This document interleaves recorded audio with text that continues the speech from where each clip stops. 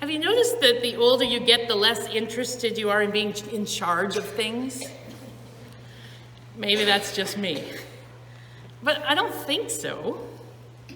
Sure, when I'm frustrated with how something is happening, I might complain and think, if I was in charge of that, it would be different.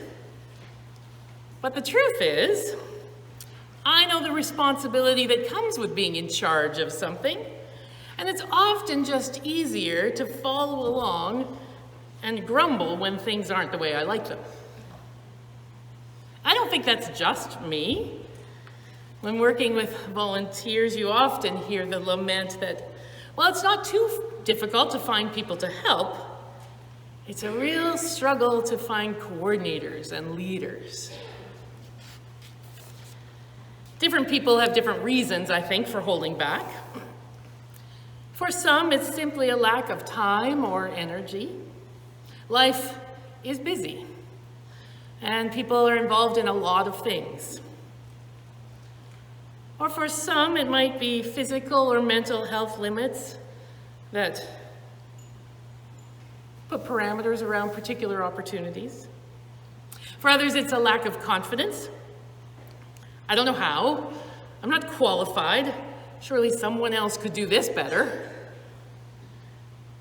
And for some, it's a fear of taking responsibility, which is probably a fear of failure and getting it wrong.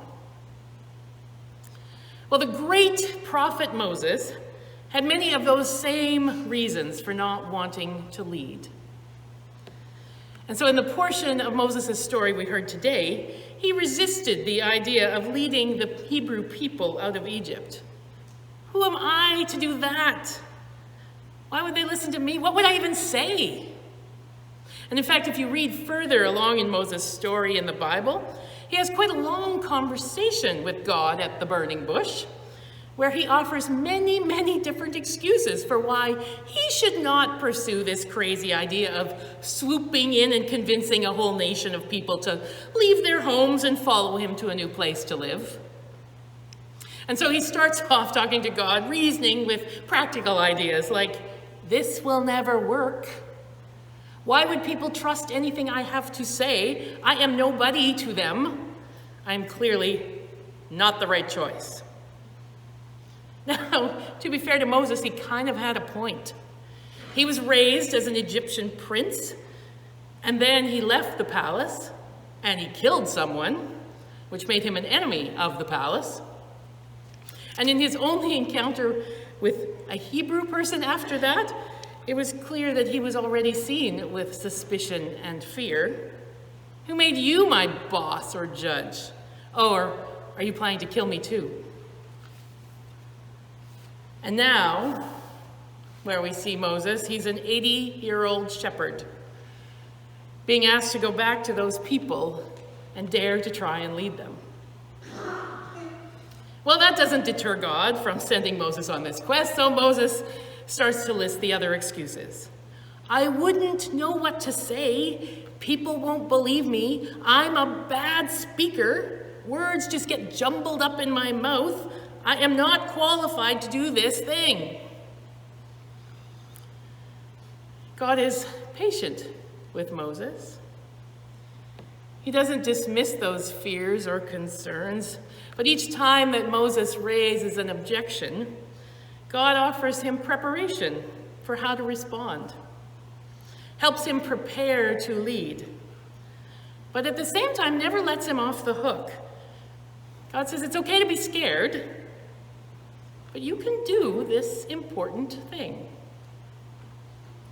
You see, it turns out that reluctance and fear do not disqualify you from the task of leadership. In fact, it turns out that reluctant leaders are sometimes exactly the kind of leaders we need. Think about it. Reluctant leaders can be realistic. They can be practical because they're good at seeing the limitations and the pitfalls. They're not going to be carried away by their personal agendas. They're more likely to work towards the greater good because it's not about their own personal passion project. And because of that too, they can be patient and they can sometimes be persistent. When a leader has a vision that is really their own, that they're all excited about, they can get pretty quickly discouraged when it doesn't work right away the way they wanted it to. It seems to me that a reluctant leader isn't surprised when stuff doesn't work right away. And they are the kind of leader that come up with backup plans or alternative routes, options to the visions.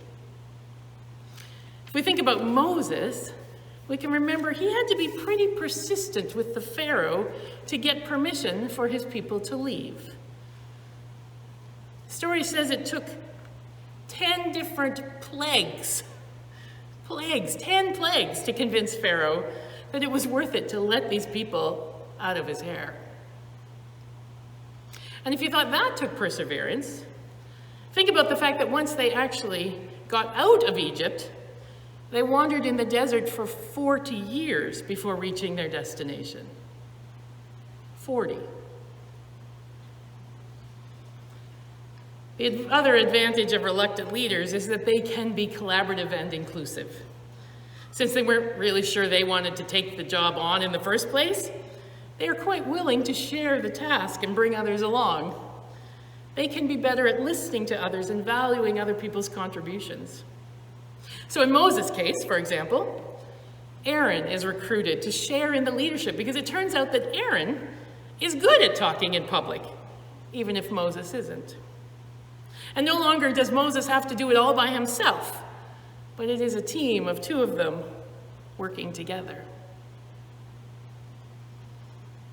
The story of Moses reminds us all that you can be an 80-year-old shepherd, reluctant, afraid, not particularly qualified for the task at hand, and God can make you into a great leader anyway. Now, if this does not make you feel quite ready to lead yet, don't worry. I'm not sure Moses ever felt ready, which was okay. Feeling ready, it turns out, isn't even required either. Even so, if you're not willing to embrace the role of leader, you can start by simply being a good follower. That's part of what we were talking about with the children earlier, right?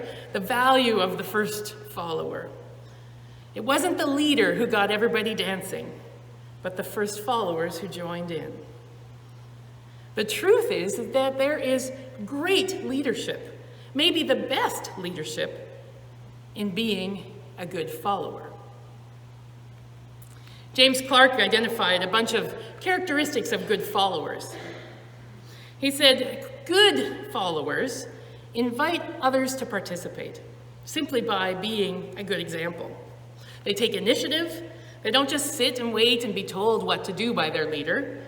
They take the time to learn their task or their job and the ones of others around them.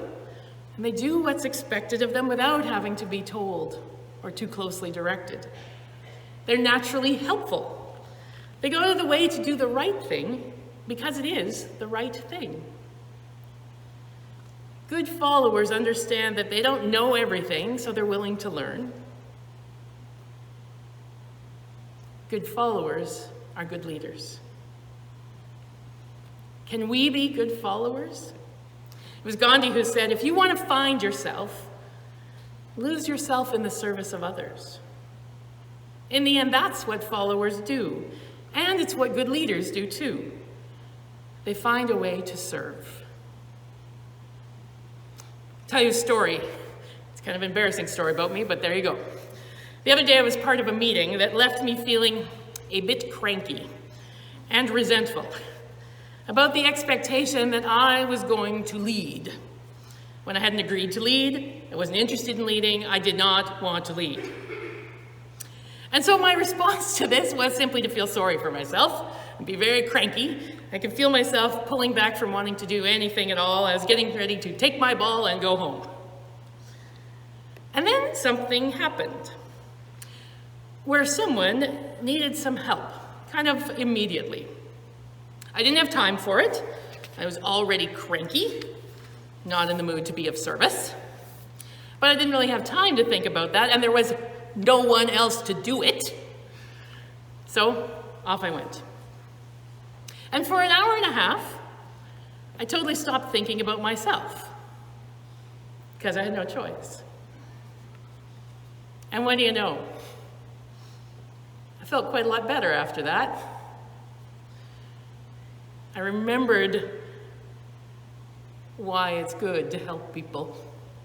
I think I felt better because I remembered what God kept telling Moses over and over and over again. Moses, it's not just about you. It's about something bigger. And I have a way for you to participate in that something bigger.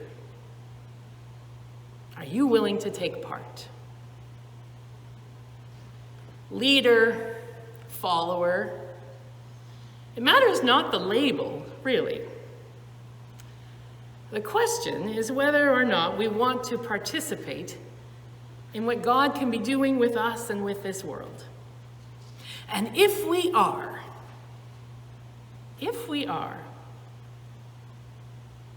God has got a job for us. Amen.